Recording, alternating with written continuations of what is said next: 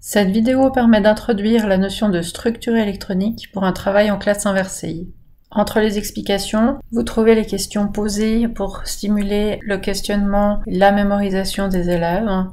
Vous pouvez donc éventuellement utiliser cette vidéo en demandant aux élèves de noter sur une feuille leurs réponses pour les reprendre en cours.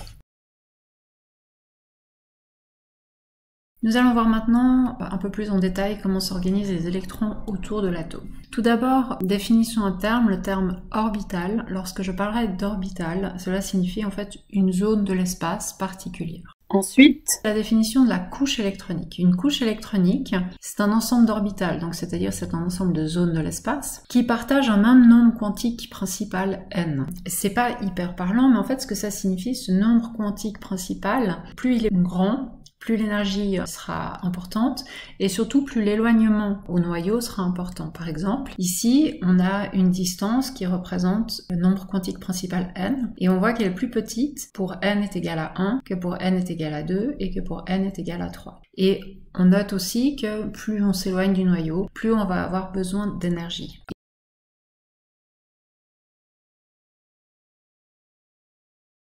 Historiquement, on identifiait les couches non pas par leur nombre quantique, donc 1, 2, 3 jusqu'à 7, mais par des lettres K, L, M, et on allait donc jusqu'à Q. Nous, on utilisera directement le nombre quantique, mais il est à noter que dans votre tableau périodique, ces nombres quantiques sont passés cette fois sous la forme K, L, M. Il faut savoir que chaque fois que le nombre quantique principal augmente, on peut mettre sur la couche plus d'électrons. Nous travaillerons uniquement avec les 3 premières couches qui peuvent recevoir 2, 8 et 18 électrons. Pour la petite histoire et pour le cours de la semaine prochaine surtout, je vous ai dit que le nombre quantique principal n pouvait aller jusqu'à 7. C'est vrai pour les atomes qui sont à l'état fondamental, mais il est en réalité possible de faire prendre des nombres plus élevés en fournissant de l'énergie à l'atome et ainsi l'électron va se retrouver sur une couche qui a un niveau d'énergie plus grand qui n'est normalement pas habité.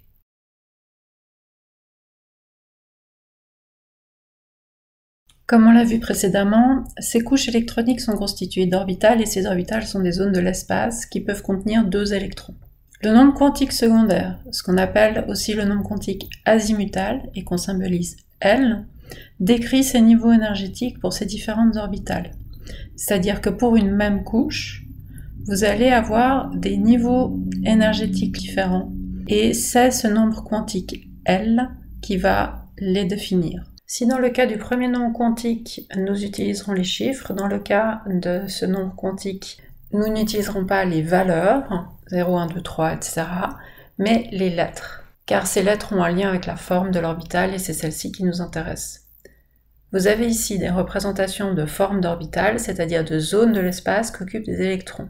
Vous voyez que dans le cas de la première couche, qui n'est constituée que d'une seule orbitale de type S, on a une sphère.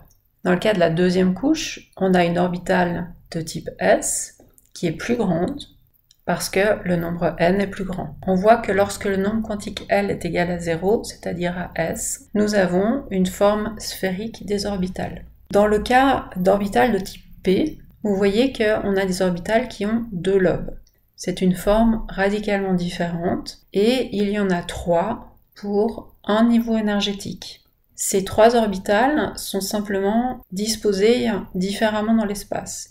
Une sur l'axe des X, une sur l'axe des Y et une sur l'axe des Z.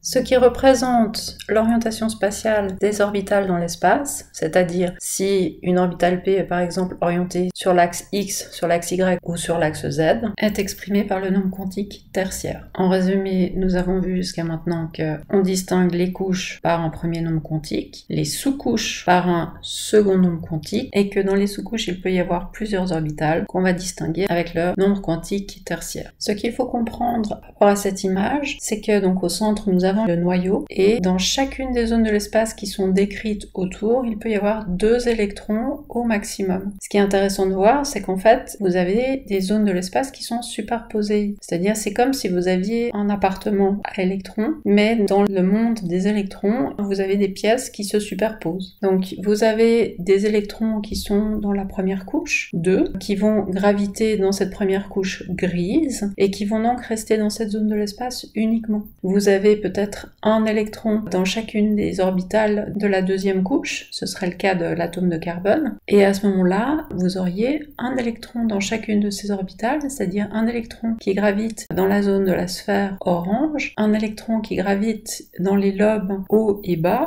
un électron qui gravite dans les lobes droite et gauche, et un électron qui gravite dans les lobes devant-derrière.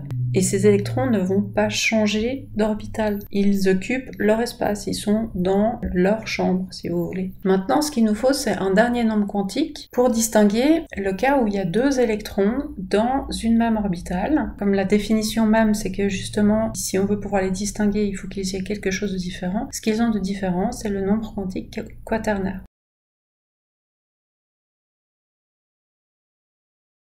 Le dernier nombre quantique, qu'on appelle nombre quantique magnétique de spin, et qu'on note ms, peut prendre les valeurs 1/2 et moins 1/2. On le distingue généralement lorsque 2 électrons partagent une même orbitale, et on le représentera avec des symboles up and down. Le spin a d'abord été compris comme une rotation de l'électron sur lui-même, parce qu'une charge, lorsqu'elle tourne sur elle-même, elle crée un champ magnétique. Et lorsqu'on met 2 électrons ensemble, que l'un tourne dans un sens et que l'autre tourne dans l'autre sens, il y a une force magnétique d'attraction qui va pouvoir contrer la force électrique de répulsion du fait que les 2 électrons sont négatifs. Cette vision est fausse parce qu'elle découle en fait de la mécanique classique et que ici on a une rotation de type quantique. Elle a des propriétés différentes. Ça a été montré parce qu'en fait, au vu de la taille de l'électron, au vu de la rotation qu'il ferait, la vitesse de l'électron pour tourner sur lui-même dépasserait la vitesse de la lumière, et la théorie de la relativité restreinte indique qu'on ne peut pas justement dépasser la vitesse de la lumière.